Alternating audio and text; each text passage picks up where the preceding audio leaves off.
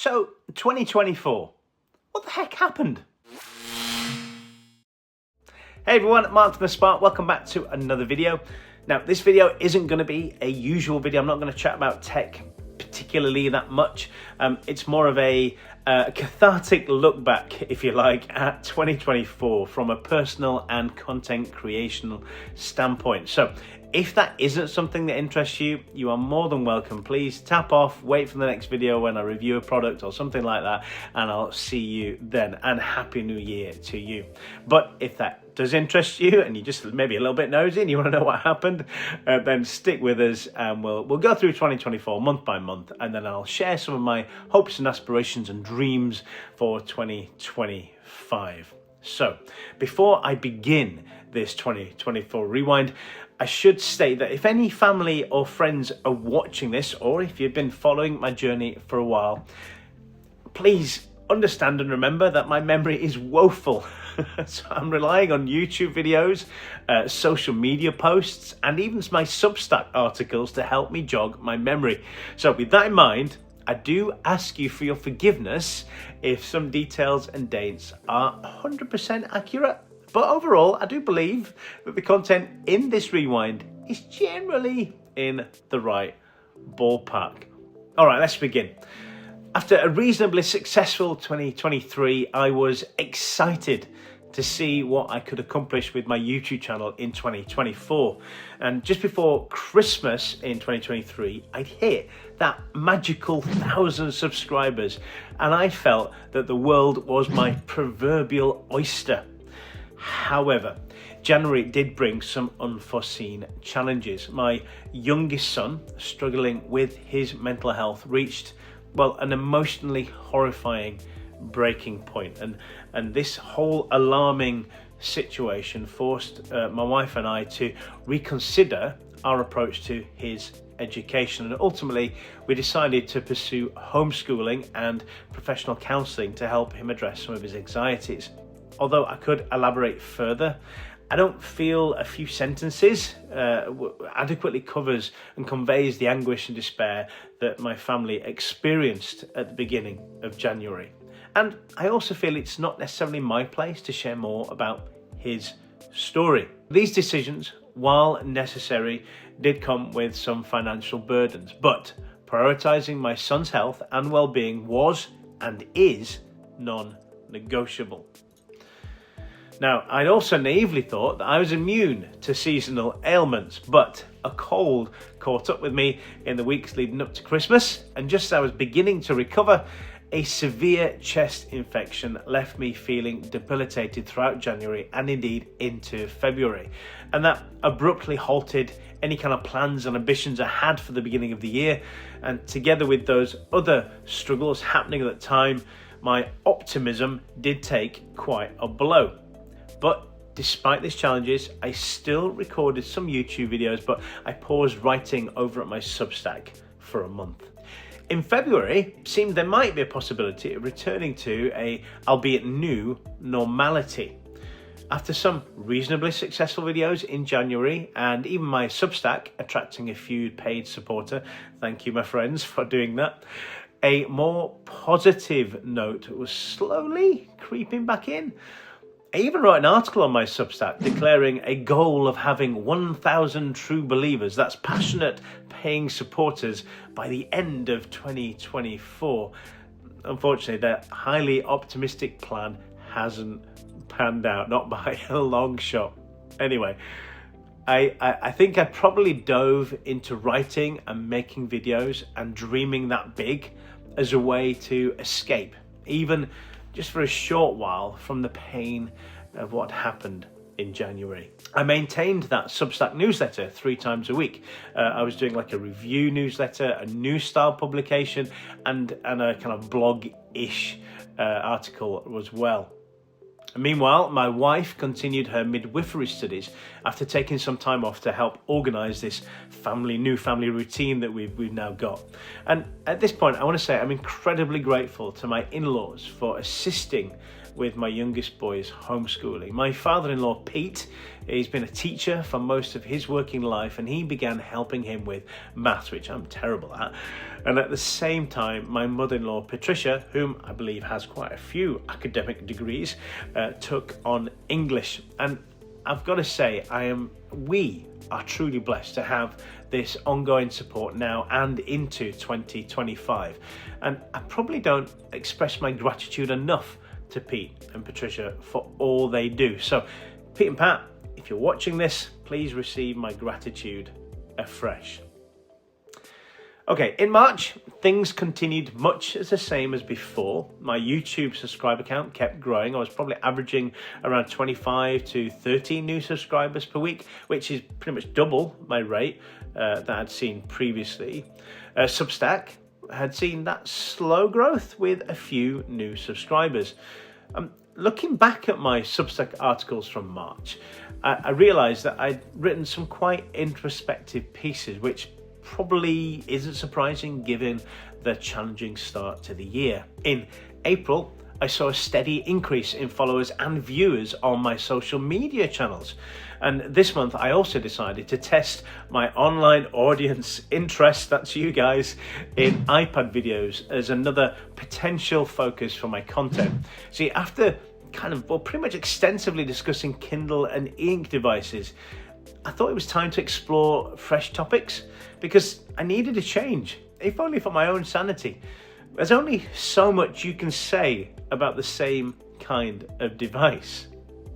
And during this time, I also continued running a 5K every other day. And I probably shared these quite a bit on my social media through various shorts, which you would see on here, and reels on Instagram and things like that. And I felt healthy, and I appreciated the peace that accompanies you while you run outdoors, particularly when you put your AirPods in, you start listening to your favourite podcasts. And if you're interested, I can put together a video about those podcasts and why I like them in another video, but let me know if that's something you'd like to hear about. I also decided to offer my content for free over on Substack. I've been putting a significant effort in trying to build a paying audience over on Substack, pursuing that goal of 1,000 true believers. And this approach limited that number of free subscribers. I concluded that establishing trust and authority in my writing would be more beneficial in the long run before considering charging for it. And I think that decision's helped grow my Substack audience. And perhaps one day I'll implement a paywall for some content if people find it valuable. Now, May is my birthday month, and perhaps by this time, life was beginning to seem much more positive. Although there were still chaotic areas, my wife was quite stressed as she neared the end of her midwifery degree journey, needing to complete her dissertation while maintaining her hospital work experience. And there were some wins as well, though. My content creation efforts were paying off, and my YouTube audience, again, that's you guys, seemed to appreciate the iPad videos and, oddly enough, a backpack video. Now, I have a passion for good backpacks, so any excuse to buy more is always welcome. And additionally, my YouTube subscriber count was still increasing week on week, so thank you. Now, during the first half of this year, I was fortunate to have access to an office where I could record my own content. This office rental was a perk of my full-time real job. I don't know why I'm doing that, it is a real job. I'd been busy using that space to record many videos for the trust that I work for, with plans to release these videos as resources for the church at large, because you should know by now, if you've been following me for a while, I am actually a Christian. Now, these videos are simple desk recordings of my colleague David sharing information and teaching about the topic of discipleship. And if you'd like more information about that, contact me and we can chat. So June arrived and I'd reached 2,000 subscribers on my YouTube channel. And while the first 1,000 subscribers had taken nearly a full year to achieve, it took me just half a year to gain the next 1,000 subscribers. And I've learned that consistency and providing quality content yields results, but it does require hard work, diligence, and patience. Very few online content creators experience that elusive viral video that catapults them into the lucrative sponsorship realm, turning content creation into a full-time career. Growth on platforms like YouTube can be exponential, but you need to stay committed. And surprisingly, this month, I was also asked to help a friend create a music video, and actually that was my second time in doing so. Those videos were quite relatively straightforward, but they helped me hone my skills as a videographer and editor. I'm very much learning on the job as I do all of this, and I'd love to explore more work in videography beyond YouTube. I really need to get started on creating that showreel for my website, markkelly.me. Additionally, I made another change to my Substack. With my full-time job becoming busier and my need to focus on building this YouTube channel where I eventually start to earn a little bit of money, I decided to reduce my posting frequency from 3 times a week to once a week. I'd prefer my content to be read and appreciated rather than risk it becoming too spammy for someone's email inbox. And this change also alleviated some of the pressure from my content creation schedule. Writing and making videos takes a considerable amount of time. The script for this video has already taken me a couple of hours and I'm only on June. In July, I wrote a Substack piece about how I might be going through a midlife crisis. Now, while the tone was largely tongue-in-cheek, it nevertheless genuinely reflected my state of mind and assessment of where I was at, particularly regarding family priorities. At this point in the year, my 15-year-old is currently doing his GCSEs, and remember, he's being homeschooled. My 16-year-old boy is at college trying to figure out his next steps, and my 18-year-old daughter has essentially moved out by this point to study youth work while on a placement with a youth-focused charity. Now, their growing independence is a double-edged sword for me. It brings pride, but there's also a sense of a loss as my role as their primary provider and protector changes. My wife Kath, she's edging ever closer to graduation, and we're beginning to consider what will our lives look like later on this year. I also started taking affiliate marketing seriously. See, as a content creator, you can't rely solely on YouTube's AdSense for income. They can take it away at any time. So it's essential to build multiple sources of revenue. So with that in mind, I created an affiliate page on my Substack and I posted a link to it across all my social media bios. And as my audience grows, both over at Substack and here, I hope that it will begin to generate some real passive income. By now in my content creation journey, I'd been approached by a few tech-focused companies asking if I would review their products. Now, I'm not actively pursuing paid sponsorships by this point, but I am grateful to receive products to review and to have active affiliate links for those items. It's actually quite exciting to receive an email for a potential sponsor for the first time, as it acknowledges my hard work and suggests that I'm big enough to attract such requests. And additionally, this month marked the end of my use of the office space. After completing all those significant videos for my full-time job, we figured there was no longer a good enough reason to keep renting it.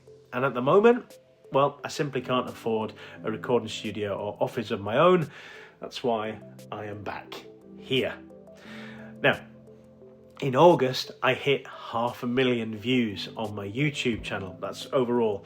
Now, for larger content creators, that might be the standard for most of the videos they publish, but for me, it felt monumental and it motivated me to aim for 1 million views by the end of 2024, and we were so close. I'll let you know when I hit that 1 million views. Now, regarding running, I'm still active and I started trying to squeeze in a 10k run at least once a month every month.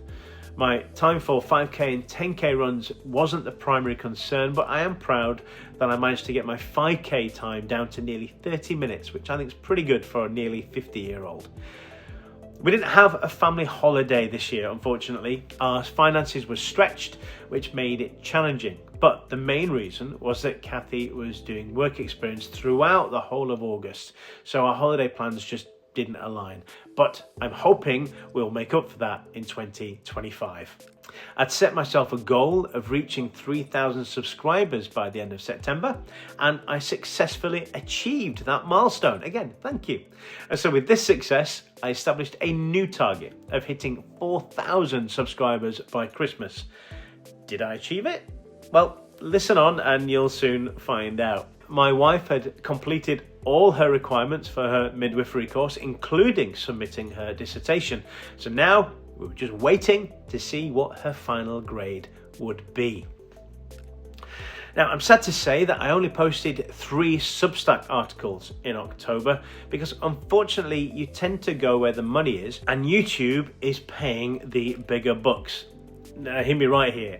It's nowhere near enough to live on, so don't get too excited. But nevertheless, there is some money coming in via AdSense. I posted 9 long-form videos in October, along with several shorts. And as I've mentioned earlier, consistency is key to building trust in yourself and the brand that you're nurturing. And that approach is reflected in the stats. Views increased and new subscribers averaged to around 40 per week. And at the start of this month, I bought the latest iPhone, the 16 Pro Max, hoping to take advantage of its new camera functionality and Apple Intelligence when it became available, which was in December. I also appreciated the minimal but welcome chip speed bump. Now, up until now, I'd used 2 phones to record all my videos and product photos, an iPhone Mini 13 and a 15 Pro Max. Keeping up with the latest in iPhoneography is important to me. The music video that I mentioned, as well as the one that I'd previously recorded and edited and produced in 2023, was done just using iPhones. And saying all that, I finally started using the DJI Osmo Pocket 3 that I'd purchased several months earlier. It took over as my front-facing camera, with my iPhone serving as the overhead camera. And I love the quality of videos from the Osmo Pocket 3, and with the accompanying DJI mic that connects automatically, I'm finally happy with the audio in my videos. I'm also grateful at this point that my youngest boy, who's doing so much better by now, decided that my online branding needed a professional upgrade. And being an arty soul, he created an amazing design, and I'm really happy with it. And that rebrand is evident across my social media, my YouTube, and I've also sprinkled a bit of it on my Substack as well. And I love the new look so much that in 2025, I plan to do what all good online content creators do: create some merch. Look out for that. Towards the end of October, I took the plunge and purchased the latest iPad mini, and I absolutely love this little device. Yes, it's not much of an upgrade from the previous model, but there was enough to entice me, and I'd missed having it around since I'd sold the last one. In November, I decided to purchase a personal domain from Squarespace, markkelly.me, where I began posting my articles and videos in addition to sharing them on Substack. My goal was to avoid relying on a single platform for long-term monetization. Ideally, I want to build an audience outside of all these platforms, YouTube, Substack, etc., so that if they disappear or if issues arise, I won't lose the community that I've helped create. The strategy is also beneficial for SEO, search engine optimization, because that helps establish an online presence that I can truly call my own. And that's especially important for me because a certain prominent former astronaut and apparently current US politician shares my name, Mark Kelly, meaning that my brand competes with someone whose name is everywhere. Now, reflecting a little bit on my Substack, I struggled to maintain my goal of publishing just once a week, which is something I plan to correct moving forward, because Substack serves as an essential email contact list that complements my personal domain presence. So go over and subscribe. I think it's markdkelly.substack.com. Link also in description. November was also a great month for this channel, which continues to see growth in views and watch time. And honestly, that was boosted by Amazon's announcement of a new range of Kindles, particularly the release of their first color Kindle, the Kindle Colorsoft. Videos related to these products consistently perform well on this channel, clearly the niche that YouTube has put me in, and once again, that was confirmed. Meanwhile, Kath has received her final overall grade for her midwifery degree, a first class with honours. Of course she did, and I am so proud of her. She started working as a proper midwife in this month's latter half. So we're now at December, and I started to reflect on what 2025 might look like. What are my hopes and dreams for the upcoming year? Before I get into that, here are some significant milestones that I achieved in December. I reached that goal of 4,000 subscribers before Christmas. Again, thank you so much. And that target was hit, I think, partly to the new Kindle Scribe. And additionally, my AdSense revenue for December is set to be the highest it's ever been, even though my video uploads slowed down in this month. You see, Christmas is a joyful and celebrated time for my family, and things get busy on the family front, which is perfectly fine. And as I record this, I haven't published any videos now for about a week, and my subscriber count continues to grow. I also completed in December my first ever giveaway and secured my first what I call direct sponsorship. So unlike previous collaborations where I received products to review without payment, the product themselves being the payment, I actually earned money for my work. Again, it's not going to blow your mind, but it's there and it helps. This experience has boosted my confidence in requesting compensation for my efforts, and I plan to gradually increase the amount I ask for until we find some kind of reasonable rate. Who knows what that is yet. On a personal note, my daughter Neve started her first apprenticeship in November. She found a position at a local school near our home, and although I would say it was initially a shock to her system, working full-time, receiving her first payslip in December has made it all worthwhile. And who knows what the future holds for her once she completes that apprenticeship, maybe teaching. My eldest son Noah is halfway through his final A-level year at college. He wants to continue his studies after college around music because he picked up a guitar for the first time in the previous year and he's already gotten quite good at it, and it's become one of his major passions. And my youngest Nathaniel is now thriving and he's expected to take his GCSE exams in 2025, and I'm so relieved that he's in a better place now than he was at the beginning of 2024. What a difference a year makes. So what does 2025 look for me and my online endeavors? As mentioned, I want to be more consistent with my Substack and growing on that platform. I love writing as well as making videos, and I aim to contribute to more publications this year too. In 2024, I was asked to write 3 articles for 3 different publications. And while I haven't secured any paid opportunities yet, I'm hopeful that might happen this year. My YouTube channel will obviously continue, but I want to approach my content more thoughtfully. I plan to prioritize storytelling in everything I do, even in product reviews. So rather than just unboxing and reviewing at a desk, although I'm not saying I won't do those, I want to use products as intended and share real world experiences. I'd even love to interview people about their favorite tech products and explore how they enhance productivity or just provide entertainment. I'm a techie person, so I think it'd be interesting to hear from ordinary folk and see how tech brings value to their lives. I think that'd be really interesting. And additionally, I want to improve the presentation of my videos. I want to keep making them professional as possible without losing that casual, let's have a chat vibe, which I know a lot of people in the comments have said they appreciate. I hope and plan to take on more videography work in 2025, and as I've mentioned, I want to open an online shop, and that'll feature my merchandise, hopefully offer some online courses that will offer real value to people. I'm in fact so invested in this idea that I've even purchased a .shop domain, so let's see where that goes. I've also got another major stretch goal. I'm a sucker for those. By the end of 2025, I would love to transition to full-time work with my online and offline creative endeavors. To achieve this, and to be blunt, I need your help and support, something that I have greatly appreciated in 2024. And I hope you'll continue to encourage me and hold me accountable in constructive ways. More than that, I ask, will you consider supporting me financially, either through some paid subscriptions over on Substack if you like my writing, or even joining the channel membership here on YouTube. You can even make a monthly contribution if you like on Buy Me a Coffee page, link in the description, which functions similarly to Patreon, which I think more people have heard of. I have got big plans and big dreams. Would you help me make them a reality and provide you with more of the content you love?